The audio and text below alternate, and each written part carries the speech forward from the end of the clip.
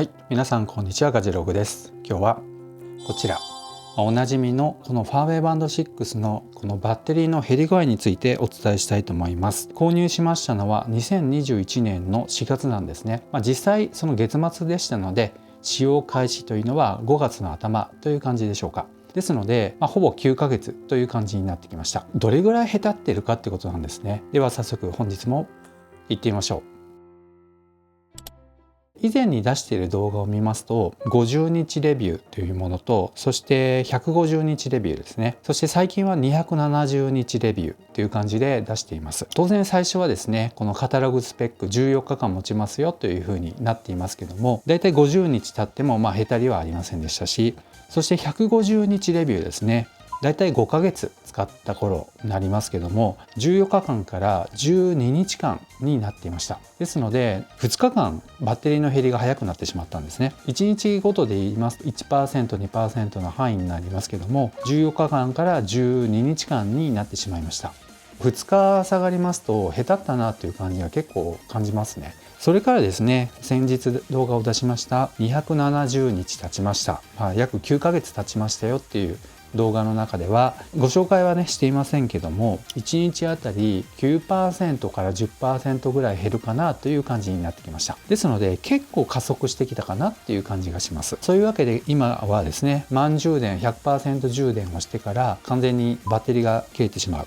というところは10日から12日間の間の範囲という感じになります。分かりやすく言いますとですね、最近スマホでも特に iPhone のユーザーの方はご存知だと思いますが、バッテリーのメニューの方を見てきますと残りバッテリーのへたり具合が出ていますよね。そこで言いますと 71% という感じなんですよ。ですのでもう 71% の数字が出てしまっていますと iPhone でもし売却する時ですね、結構痛手になりますね。バッテリー交換しないと動かないんじゃないのっていうぐらいのへたり具合になりますので、その数値からしてしまえばそれぐらい減っている感じ、劣化してしまったっていう感じですね。でもスマートバンドに関しましては明らかにその目に見えて見る目で減るっていうわけではありませんので、まだまだ全然使うことはできます。初めてねスマートバンド長い期間使っていますけども、重いの方が持ちますね。スマートフォンのバッテリーよりもすごい優秀だなという感じがしますね。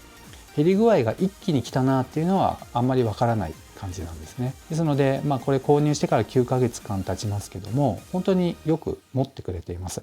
今10日間ぐらいは十分持ちますので、それぐらい持ちますと本当にありがたいですね。やっぱり充電の手間って結構ありますので、毎日やっぱり充電台に置いて、ましてこのファーウェイバンド6は充電台っていうよりはですね、マグネット吸着でこの後ろに磁石でくっつけて USB ケーブルでつないでやりますので、やっぱり毎日ケーブルを出して充電するっていうのはすごい手間だなというふうに思いました。ですので10日間持ちますとね、本当にそういった面で手間はあんまりかかってるなというふうに感じませんので、本当に助かっています。ここで初めて言うかもしれませんけども、実は初めてスマートウォッチを購入したものは Apple Watch だったんですよ。売却してしまって手元にはないんですけども、初代の Apple Watch ですね、シリーズ1ってまだつかなかった頃の本当に初めて出た Apple Watch だったんですけども、それがですね、バッテリーの減り具合はやっぱり1日持たなかったんですね。その時には睡眠計測機能とか一切ありませんでしたので、夜寝てる間に充電していたんです。で朝起きて腕につけて一日過ごすわけですけども、やっぱりお風呂の入る頃ですね、その頃になりますともう結構 20% とかね 30% ぐらいまで減っていますので、結構心配なんですよね。ですのでその時間にまた充電をしていて、それでも満充電にはなっていませんので、ギリギリつないでいたのかなという感じがします。初代ですのでね、もう今から3年か4年前、もっと前ですかね、結構前ですよね。それを思うともう全然問題ないっていうレベルですね。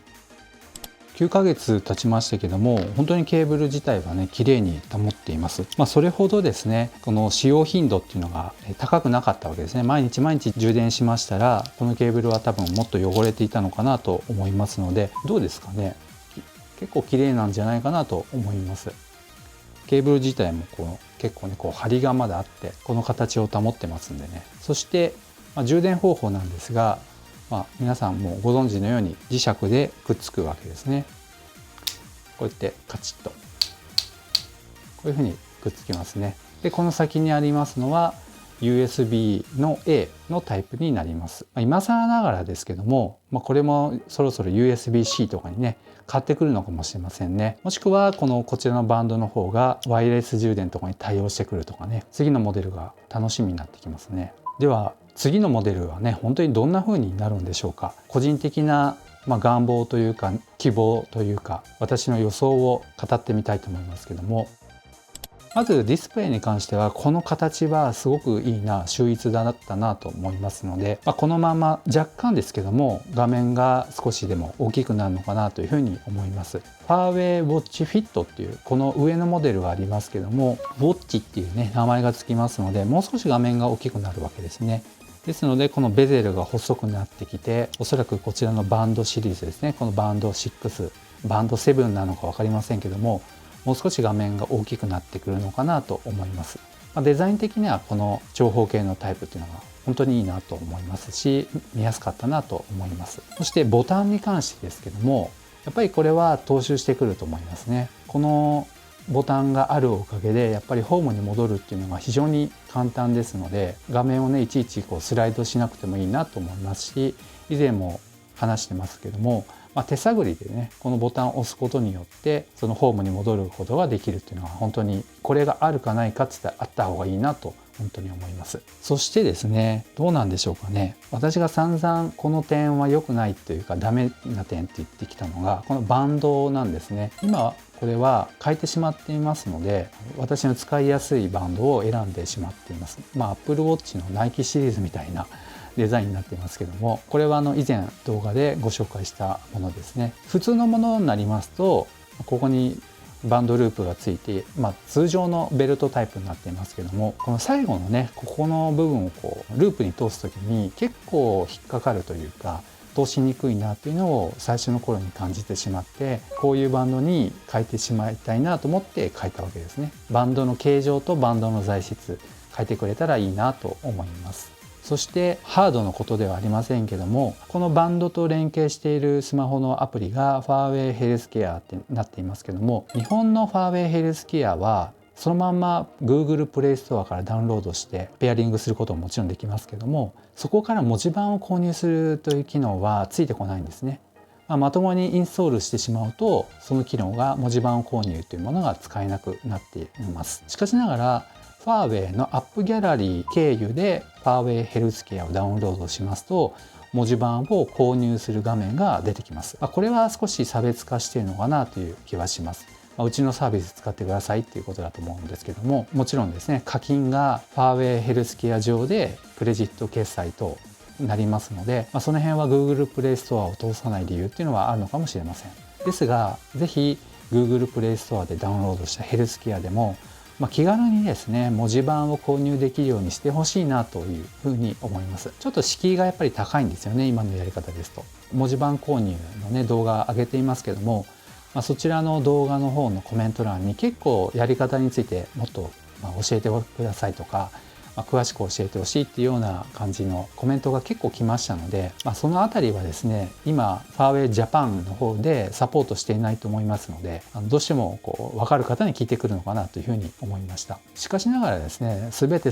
何でもかんでも知っているわけではありませんし、私がやってきた中で分かることしか回答することができませんので、どうしてもですね、限界があるということなんですね。でもそのあたりでファーウェイの日本法人ですね方でもちゃんとサポートできるように Google プレイストアから買えるようになれば、それに越したことないなというふうに思いますし、ユーザーの方もねその方がありがたいっていうか、クレジットカードの入力とかもしますので、そのあたりやっぱり不安だなっていう方も結構いらっしゃると思うんですよね。そういった意味で日本法人の方でサポートを受けられる形で文字盤購入ができるっていうのが結構ありがたいなと思います。将来的にねそういう風になってくれたらいいなと思いました。あとはそうですね、ありえないというか、難しいなとは思うんですけども、例えばフェリカ搭載とかですね、そのあたりに乗ってきたらめちゃくちゃ爆売れするかなと思いますね。やっぱりお財布携帯ついていないから選ばないっていう方もやっぱり多いと思うんですよね。Apple Watch が売れてしまう理由、他のフィットビットとかもそうですけど、ガーミンもそうですけど、お財布携帯がついているからそちらを選ぶっていう方も結構いらっしゃると思いますので、そろそろこういった低価格帯のモデルにもそういったおお財布携帯機能がついてきたら爆売れ必至という感じでしょうかね。なんでかっていうと、これをつけて運動することが結局多いわけですね。私はウォーキングを結構していますけども、やっぱりウォーキング行く時には当然これをつけて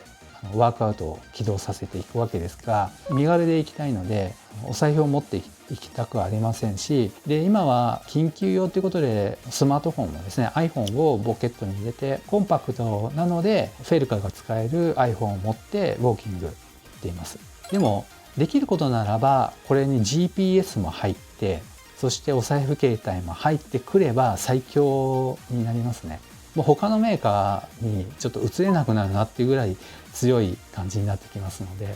そのあたりはちょっと難しいかなと思いつつも、将来的な希望という感じでちょっとここで語っておきたいなと思いました。ファーウェイバンド7という名前になるのか、もしくは他の名称になるのかちょっと分かりませんけどもね、次のモデルにぜひ期待したいなと思います。このファーウェイバンド6はグローバル版モデルなんですが、昨年の2021年の4月末に到着したんですね。9ヶ月間使ってきましたけども、発売が4月でしたので、